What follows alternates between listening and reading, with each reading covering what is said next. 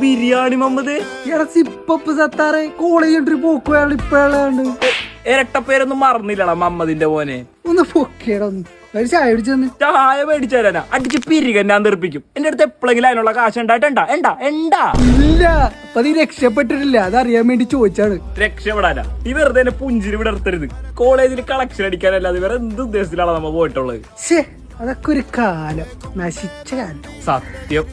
നമ്മുടെ അടുത്ത കോഴ്സ് ശരിയായില്ല. എന്തെങ്കിലും എൻഗേജ് ആയിട്ടുള്ള കോഴ്സിനോ? യെസ്, എൻഗേജ്മെന്റ് വേണം. അത് പറഞ്ഞപ്പോഴാണ് ഞാൻ ഡിജിറ്റൽ മാർക്കറ്റിംഗിന് പോണാര് സംസാരിച്ചോണ്ടിരിക്കുന്നു. സ്റ്റിക്നോബിൽസ് പരസ്യം പറ, നമുക്ക് മാറി സംസാരിക്കും. ഇനി പറ. ഞാൻ നേരത്തെ പറയാൻ വന്ന എന്താന്ന് വെച്ചാല്, ദുബായിലുള്ള ഒരു ഗ്രോയിങ് ഡിജിറ്റൽ മാർക്കറ്റിംഗ് ഏജൻസി ഉണ്ട്, VR ഡിജിറ്റൽസ് എന്ന് പറഞ്ഞിട്ട്.